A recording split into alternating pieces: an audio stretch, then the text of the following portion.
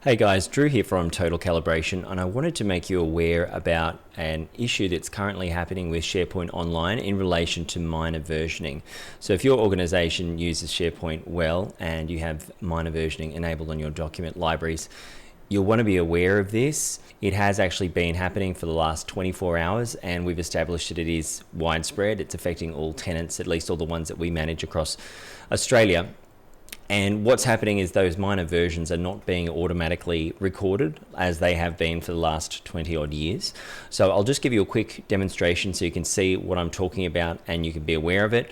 And I'll also quickly show you how you can work around this problem through the use of major versions until the issue is fixed. So if I just go to this document library here and I create a brand new folder, just so you can actually see, this is from total scratch, and I'm going to call it _test, and that's just so it'll show up at the top for you.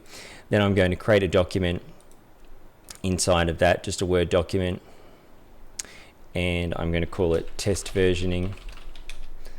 And what we will see is actually the autosave is very slow as well. That normally happens in the space of 1 second, and also that document should actually be renamed test versioning. So there's something going on there. If I close that document, I'm in the browser, you can't actually see my tabs, but you get the drift.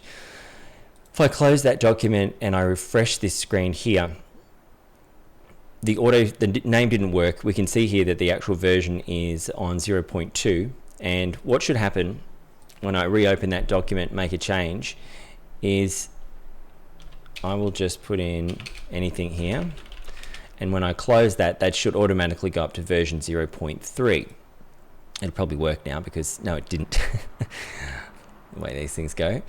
And I'll just do one more example for you. If I type in something else and close that file, actually after this autosave happens here, when that goes from a circle to a little black dot, that should have recorded the additional version. So it should go to 0.3. It might work. It did in that particular case, but it is inconsistent. So it's just something to be aware of. As I said, I don't see it as a major issue if it's fixed relatively soon, but at this stage, Microsoft have not even acknowledged it as an issue. There's no health advisories there in the Microsoft 365 Admin Center, which is a little bit annoying, but hopefully that will change later today. You can see I just made another change which it didn't detect. So if you do want to still capture some of the versions without resorting to the save as approach, you simply go to the ellipses, choose more and choose publish, and you can add a comment there. Now you'll note that the version number has gone from 0.4 to 1.0, and if we were to publish another major version, it would go to 2.0. and so on and so forth. But this method is obviously way more preferable than the dreaded save as approach, which will clutter your SharePoint environment and make it very difficult to find things. And hopefully your organization is not a victim of that, but unfortunately many are. That's where we can help. So by all means, use the publish major version functionality until the minor version is fixed, and we'll of course update you again once we get confirmation of that.